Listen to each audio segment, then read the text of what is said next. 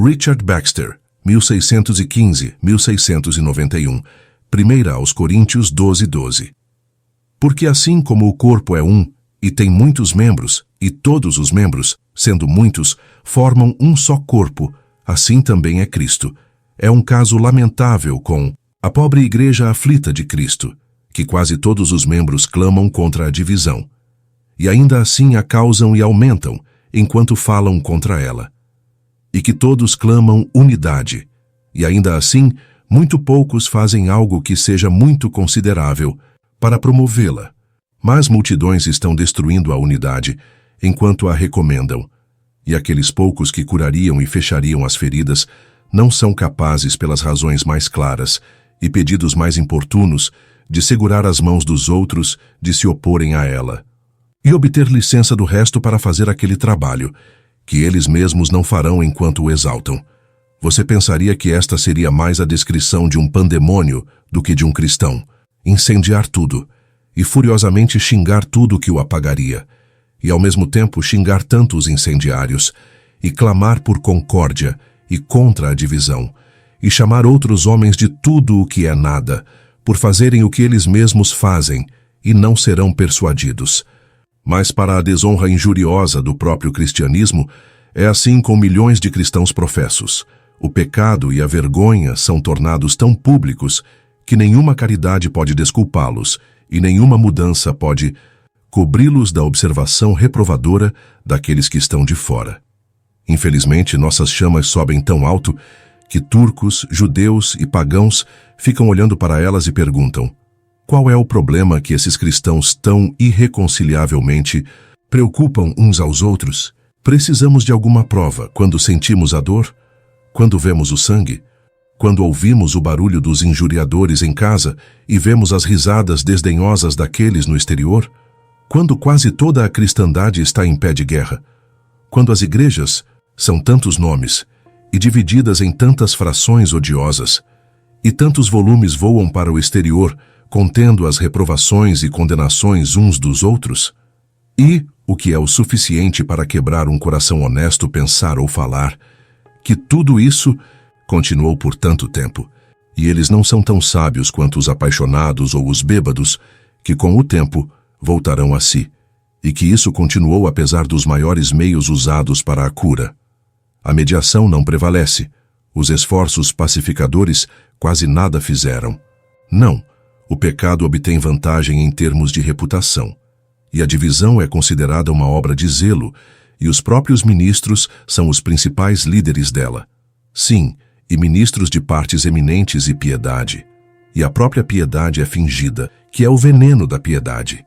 E a pacificação se tornou uma obra suspeita ou ridicularizada. E os pacificadores são atualmente suspeitos de alguma heresia, e talvez chamados de divisores por buscarem a reconciliação.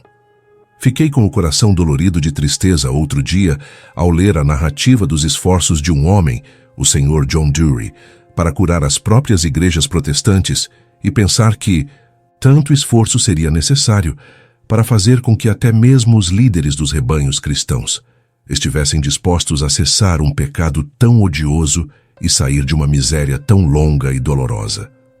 Sim, e que todos deveriam fazer tão pouco bem e receber dos homens apenas algumas palavras boas, enquanto eles ficam parados e permitem que as chamas consumam o deplorável remanescente. Sim, tal destruição a divisão fez e cortou a igreja em tantos pedaços, que se tornou uma das perguntas mais comuns entre nós. Qual desses pedaços é a igreja? Um diz: nós somos a igreja católica. E outro diz: não, mas somos nós. E um terceiro afirma que são apenas eles. E assim os homens parecem estar perdidos. E quando eles acreditam na Santa Igreja Católica, eles não sabem o que é. O que eles dizem, eles acreditam. Embora eu não ouse presumir e esperar muito sucesso em quaisquer tentativas contra essa distração, após a frustração dos esforços muito maiores de multidões que tentaram com muito mais vantagem, decidi, com a ajuda de Cristo, dar testemunho contra o pecado dos divisores e deixar meu testemunho registrado para a posteridade, para que, se isso não puder estimular alguns, outros a trabalhar. pelo menos possa fazê-los saber que nem todos estavam desprovidos de desejos de paz nesta era contenciosa. Para qual propósito pretendo? Primeiro, falar da unidade e concórdia da Igreja Católica. Segundo, da unidade e concórdia dos cristãos, em suas igrejas particulares e em seu estado individual. E o primeiro discurso eu basearei neste texto, que da semelhança de um corpo natural afirma, primeiro, a multiplicidade dos membros, e segundo, a unidade do corpo ou igreja de Cristo, não obstante a multiplicidade dos membros. Os membros são aqui ditos como sendo muitos em número, e é sugerido, o que depois é mais completamente expresso, que eles são diversos em ofício, uso e dons. A igreja aqui mencionada é a Igreja Universal, como ela é tanto em seu estado visível quanto místico. E a Igreja Universal é mais apropriadamente denominada de Cristo como a cabeça, do que uma igreja particular. Não é fácil encontrar qualquer texto da Escritura que chame Cristo de cabeça de uma congregação particular, como não costumamos chamar o rei de cabeça desta ou daquela corporação, mas da comunidade. Embora ele possa ser assim chamado, pois uma cabeça tem respeito aos vários membros, mas ele é frequentemente chamado de cabeça da Igreja Católica. A cabeça de tal corpo é uma frase mais comum do que a cabeça da mão ou do pé. Segundo, porque é expressamente chamado de o corpo de Cristo, título que não é dado a nenhuma igreja em particular, sendo apenas parte do corpo. Versículo 27. Terceiro, é uma igreja, assim que é aqui mencionada, a qual foram dados apóstolos, profetas, mestres, milagres, curas, socorros, governos, línguas, etc. Mas todas as igrejas particulares não tinham tudo isso, e é duvidoso que Corinto tivesse tudo o que é aqui mencionado.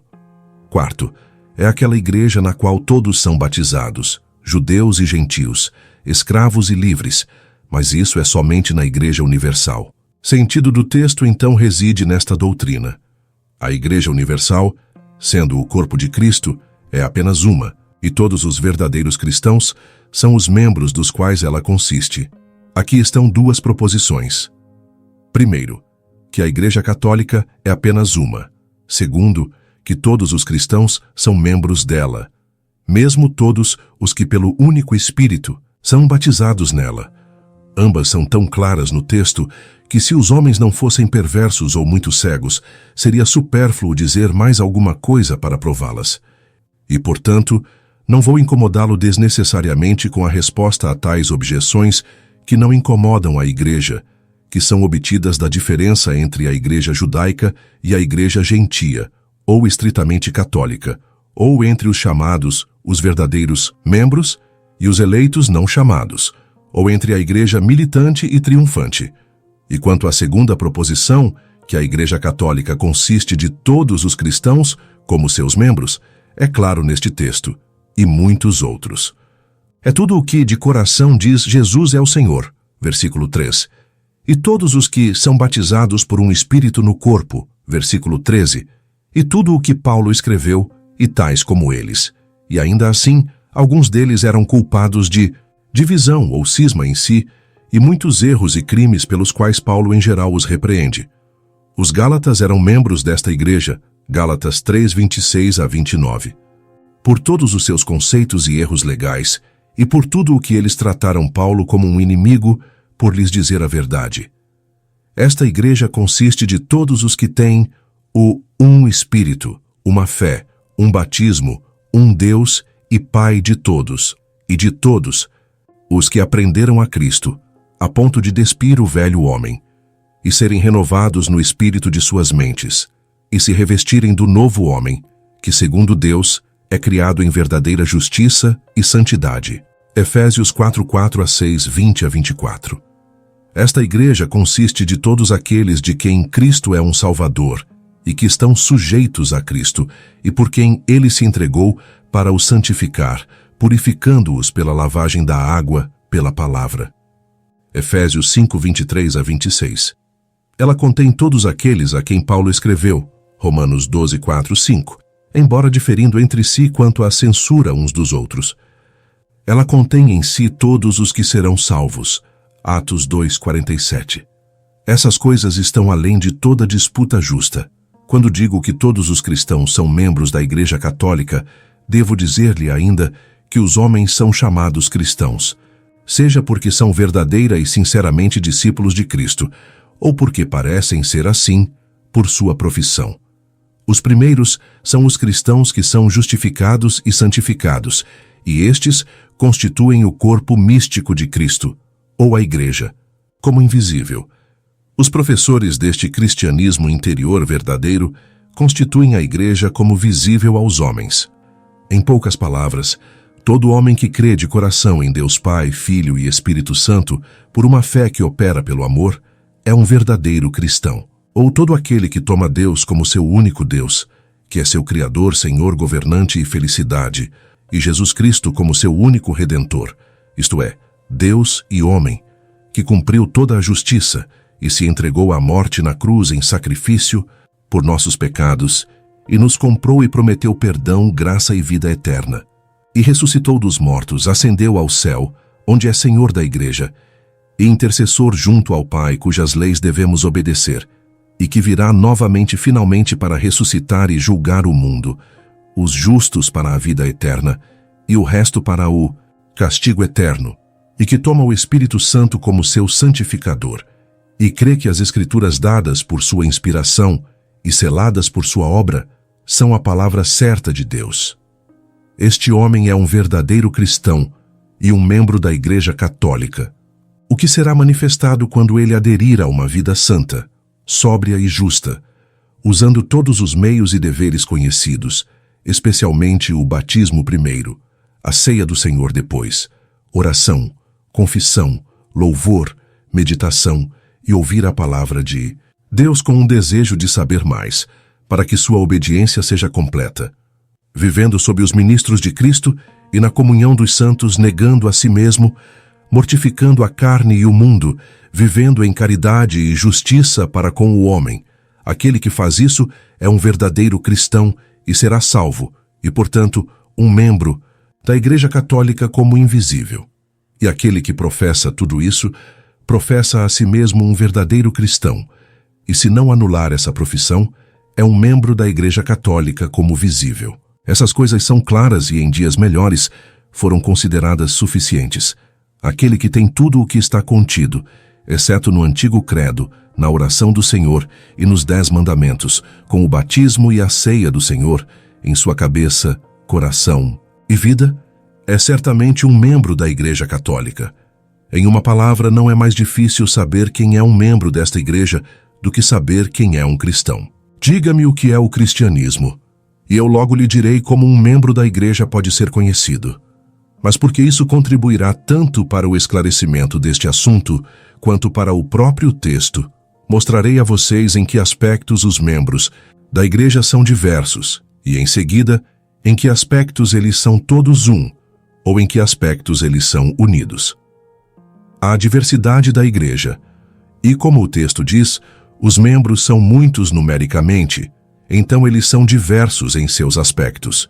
Primeiro, eles não são da mesma idade ou posição em Cristo. Alguns são bebês, e alguns são jovens, e alguns são pais. Primeira carta de João 2, o 12 a 14. Alguns são novatos, ou convertidos tardios, e cristãos crus. Primeira carta a Timóteo 3 e 6.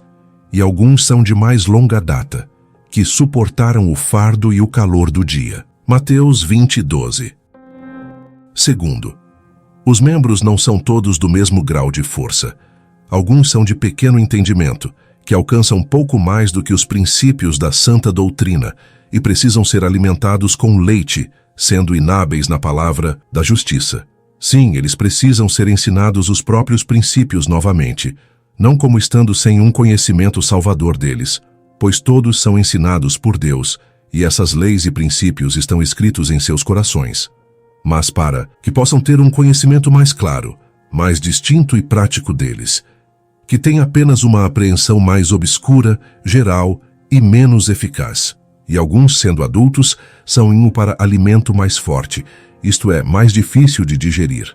Hebreus 5,14, que por razão do uso têm seus sentidos exercitados para discernir tanto o bem quanto o mal.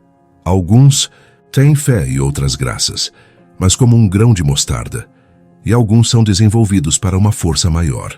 Mateus 18, 20, 12 e 31. Alguns crescem na graça e são capazes de resistir a uma tentação e fazer ou sofrer o que são chamados a fazer, segundo a carta de Pedro 3,18, sendo fortalecidos com poder pelo Espírito no homem interior, segundo o poder da glória da graça, Efésios 3,17, Colossenses 1,11, sendo fortes na fé, dando glória a Deus, Romanos 4,20, tendo, portanto, forte consolação, Hebreus 6,18. E alguns são fracos na fé, propensos a serem ofendidos e suas consciências a serem feridas, e eles próprios em maior perigo pelas tentações, a quem os mais fortes devem receber e tomar cuidado para não ofender, e devem apoiá-los e suportar suas enfermidades. Primeira carta aos Tessalonicenses, 5:14, Atos 20:35. Terceiro, além disso, os membros não têm todos a mesma estatura ou grau de dons, nem em todas as coisas o mesmo tipo de dons. Alguns se destacam em conhecimento e alguns em expressão. Alguns em um tipo de conhecimento e alguns em outro. E alguns são fracos em todos. Mas disto o capítulo fala tão completamente que não preciso dizer mais nada, mas encaminhá-lo para lá. Quarto, os membros não são totalmente da mesma compleição. Embora todos os filhos de Deus sejam como o Pai, sendo santos como Ele é santo, ainda assim eles podem ser conhecidos uns dos outros.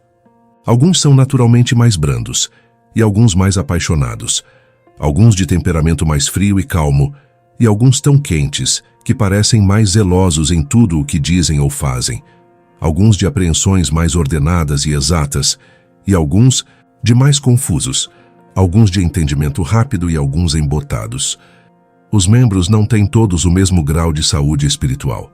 Alguns têm apetites muito mais rápidos e aguçados pelo pão da vida do que outros.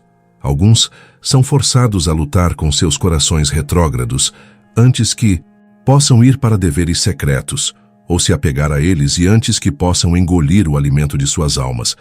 E alguns vão com alegria e encontram muita doçura em tudo o que recebem. Alguns têm entendimentos mais sólidos e outros contaminados, com muitos erros e opiniões corruptas, como aparece nos escritos de Paulo aos Romanos, Coríntios, Gálatas e outros. Alguns apreciam apenas a comida que é saudável, e alguns têm uma mente de novidades, e vãs discussões e contendas, disputas desnecessárias, como estômagos que desejam brasas e cinzas, ou coisas prejudiciais. Alguns em suas conversas mantêm sua integridade e andam irrepreensivelmente e sem ofensa. Filipenses 2,15. E alguns são vencidos pelas tentações, ofendem os outros e ferem gravemente a si mesmos. Sexto, daí também se segue que os membros não são todos da mesma utilidade e servidão à Igreja e à causa de Cristo. Alguns são como pilares para sustentar o resto. Gálatas 2,9. Primeira carta aos Tessalonicenses 5,14. E alguns são um problema para os outros e dificilmente podem ir além do que são guiados e apoiados por outros. Alguns se dedicam a ajudar os outros.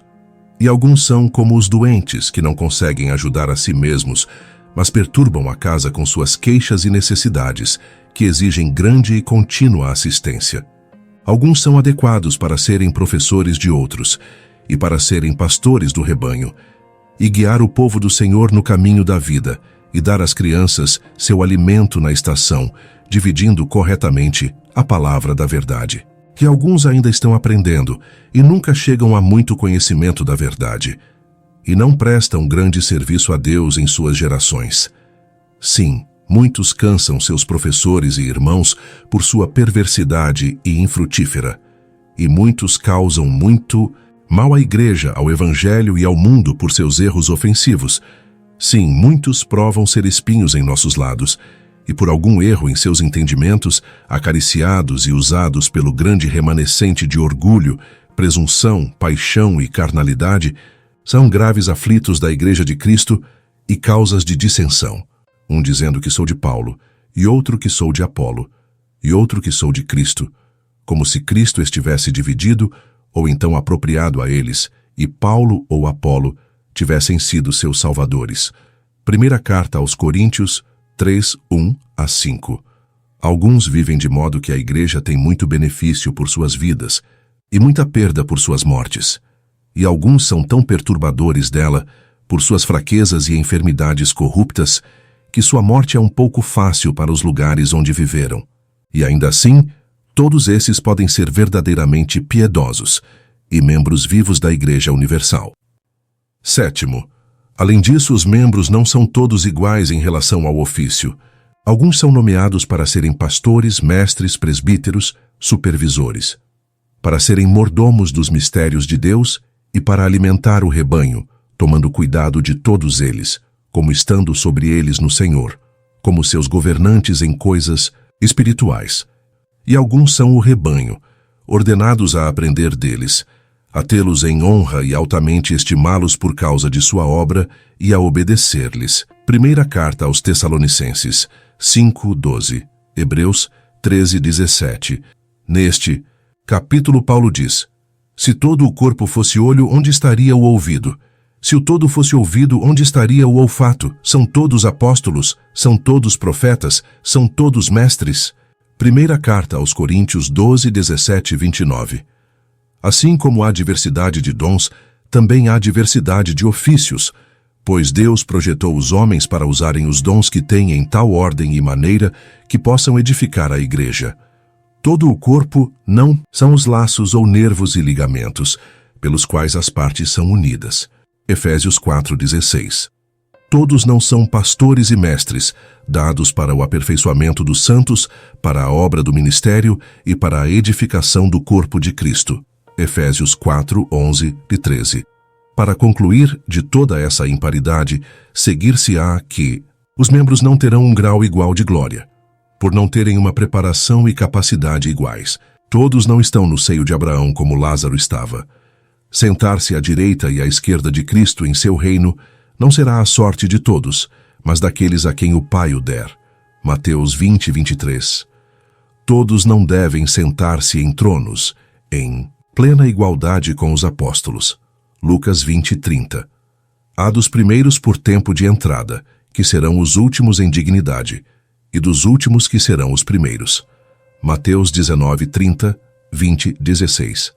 Todos não serão governantes de 5 cidades, mas somente aqueles que têm o dobro de 5 talentos. Mateus 25. E assim vos mostrei a disparidade dos membros em que diferem. Em segundo lugar, agora vou mostrar a vocês a unidade deles e do corpo que eles constituem.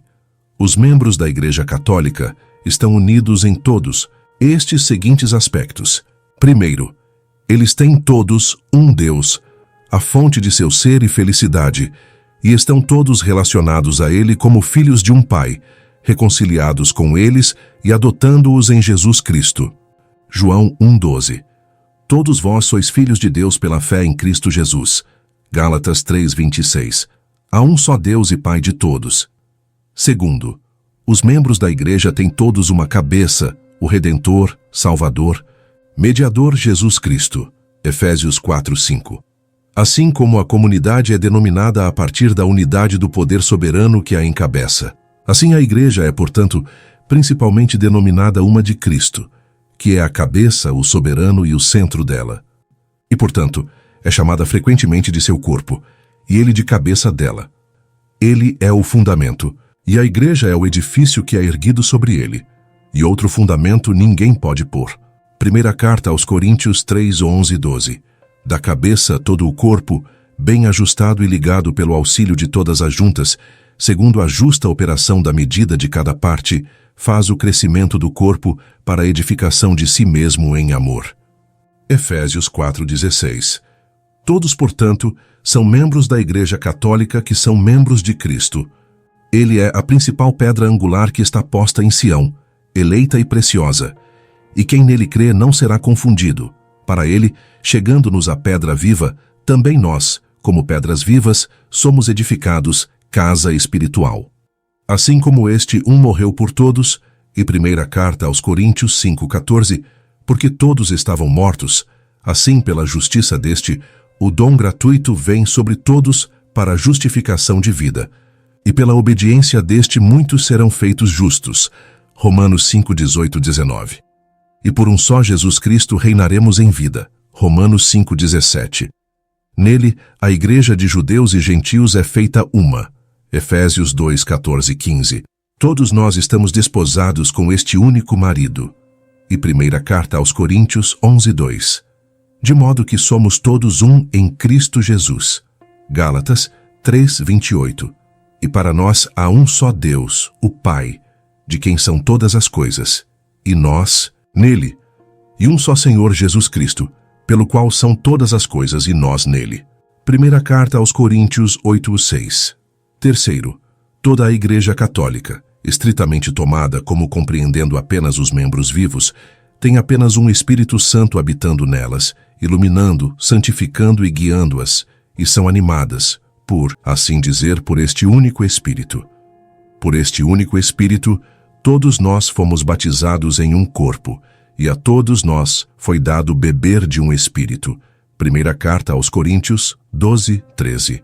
E quem não tem este Espírito de Cristo, esse não é dele. Romanos 8, 9. Por este único Espírito, temos todo acesso ao Pai. Efésios 2, 18. E por este Espírito somos uma habitação de Deus. Efésios 2, 22. E, portanto, aquele que se une ao Senhor é chamado um Espírito. Primeira carta aos Coríntios 6, 17. E é dito de Cristo, assim pode ser do Espírito em uma espécie. Aquele que santifica e os que são santificados são todos um. Hebreus 2, 11. Este é o escopo do capítulo em que meu texto se encontra. Quarto, a Igreja é uma quanto ao seu fim principal e último. O mesmo Deus é o seu fim que é o seu começo. A mesma glória eterna com ele é comprada e preparada para eles, e pretendida por eles através do seu curso cristão. Os ímpios têm um fim inferior, até mesmo a carne e o eu. Mas todos os membros de Cristo estão unidos na verdadeira intenção deste fim. Eles são todos os herdeiros da vida e participantes da herança dos santos na luz, e todos acumularam o seu tesouro no céu. Mateus 6, 20, 21. Todos os que ressuscitaram com Cristo buscam as coisas lá do alto, e têm a sua conversa com ele nos céus. Filipenses 3, 20 e 21. Quinto, todos os membros da Igreja Católica do Evangelho têm um Evangelho para ensinar-lhes o conhecimento de Cristo. Gálatas 1, 10, 11. E uma palavra de promessa para ser a carta de sua herança. Gálatas 3, 22, 29. E uma doutrina santa para ser o instrumento de sua regeneração e a semente de Deus que habita neles. Primeira carta de Pedro 1, 23, 25. Lucas 8, 11. É apenas um que Deus designou para eles, e é um na substância, que é o instrumento de sua mudança. Sexto, é um tipo de fé que por esta única doutrina santa é forjada em suas almas.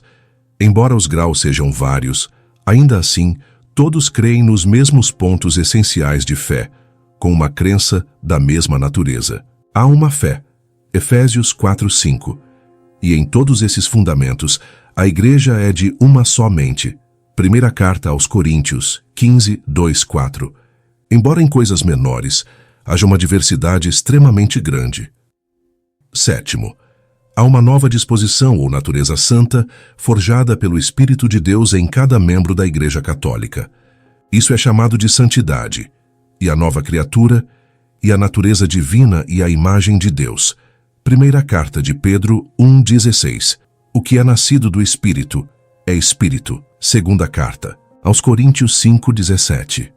Oitavo, as afeições que são predominantes em todos os membros da Igreja têm um e o mesmo objeto. O pecado é a principal coisa que todos eles odeiam, e o desagrado de Deus, a principal coisa que eles temem. E Deus, em Cristo, é o principal objeto de seu amor. E eles têm todos o mesmo objeto de seus desejos e esperanças, até mesmo o favor de Deus e a vida eterna. E todos eles se regozijam principalmente nas mesmas esperanças e felicidade. como eram fáceis de manifestar e provar nos detalhes, quanto a todos os fundamentos do cristianismo, que são os objetos da vontade. E assim, eles são todos de um só coração e alma, como se unindo nos mesmos objetos. 9. Eles também têm uma regra ou lei para viver, que é a lei da fé, da graça, da liberdade de Cristo. Tiago 1:25, Gálatas 6:2. E como uma lei é designada para todos eles, assim uma lei nos pontos de necessidade absoluta é recebida por todos eles, pois está escrito em seus corações e colocado em suas partes internas. Jeremias 31:32, Hebreus 8:10, 16. Embora, nos outros pontos da lei de Cristo, haja muita diversidade em sua recepção e obediência. Todos eles são sinceramente obedientes ao que sabem, e todos eles sabem o que Deus fez de necessidade para a vida. 10. Cada membro da igreja é devotado a Deus em uma e a mesma aliança. Como a aliança da parte de Cristo é uma para todos eles, assim é uma da parte deles. Todos eles renunciam ao mundo, à carne e ao diabo, e se entregam a Deus Pai, Filho e Espírito Santo. E isso sendo usado pela designação de Deus, para ser feito solenemente no batismo, portanto o batismo é chamado de princípio ou fundamento. Hebreus 6:1. E é dito que há um batismo, não o despojamento da imundícia da carne, isto é, não a lavagem exterior, mas a resposta de uma boa consciência a Deus. Primeira carta de Pedro 3:21. Isto é, a aliança sincera e interna do coração e a entrega de nós mesmos a Cristo. Assim também os pais, quando eles geralmente falam da necessidade do batismo, eles querem dizer principalmente que nos tornamos cristãos e entramos na santa aliança que foi feita pelo batismo. Embora alguém seja tão fraco a ponto de pensar que esse batismo exterior deve ser adiado, como Constantino e muitos dos pais fizeram, se nesse meio tempo ele fizer e professar sua aliança com Cristo, ele deve ser considerado um cristão e membro da igreja. Mas como um soldado sem cores ou um rei não coroado, ele é um cristão não admitido ordenadamente, o que é seu pecado. Cada membro da igreja tem um amor habitual por cada membro particular da mesma igreja. Embora erros e enfermidades possam ocasionar desentendimentos, assim como com Paulo e Barnabé até uma separação, e pode haver desgostos e amargura uns contra os outros por mal entendidos, e não discernir as graças de Deus uns nos outros. Ainda assim, como cristãos, eles são amados de coração uns pelos outros. E se eles soubessem mais da verdade do cristianismo uns dos outros, eles se amariam mais. Cada membro é unido pelo amor ao resto, pois esta é uma lição que nos é ensinada interiormente por Deus. E nisto conhecemos que fomos trasladados da morte para a vida. Primeira carta de Pedro 1:22. Todos os membros têm uma inclinação interior para manter comunhão com os outros membros, na medida em que os discernem como membros de fato. Assim como o fogo faria com o fogo, e a água faria com a água, e a terra com a terra, e tudo com sua semelhança. Assim os cristãos teriam comunhão real com os cristãos, como se deleitando uns com os outros, e amando a Cristo uns nos outros, e encontrando benefício na comunhão uns dos outros. Embora eu saiba que essa inclinação pode ser muito impedida de ser executada, e a comunhão muito dificultada, por erros sobre a natureza e maneira e requisitos dela, e por enfermidades e paixões nossas.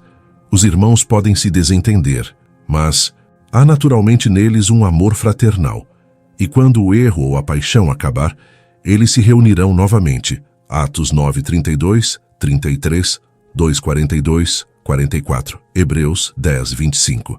E cada membro tem uma inimizade interior para com aquilo que é destrutivo para si mesmo ou para o corpo, até onde ele sabe, isto é, primeiro, para o pecado em geral. Segundo, para todo pecado conhecido em particular. E, terceiro, especialmente, para divisões, distrações e diminuição da igreja. Essas coisas são contra as quais sua disposição interior é, e quando são levados a elas, é pela tentação produzindo erros e paixões contra a inclinação de seus corações e vidas.